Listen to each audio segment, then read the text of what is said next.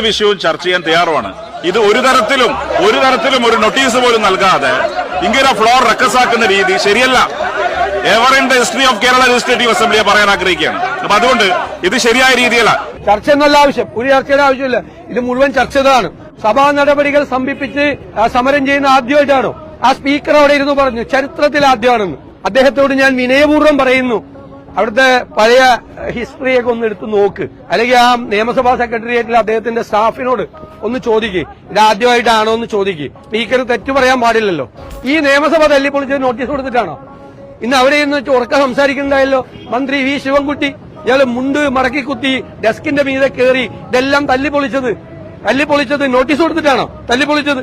ഇന്നിപ്പോ ഭരണപക്ഷമാണ് വന്ന് മന്ത്രിമാരുടെ പ്രസംഗവും അവരുടെ നന്ദി പ്രമേയ ചർച്ചയും തടസ്സപ്പെടുത്തിയത്. പിന്നെ അവര് വന്ന് ബഹളം ഉണ്ടാക്കിയതും അവരാദ്യമായിട്ട് ഇപ്പൊ പുറത്തേക്ക് വന്ന് പ്രതിപക്ഷം വന്നതുപോലെ വന്ന് നിങ്ങളെ കണ്ടതൊക്കെ നല്ല കാര്യമാണ്.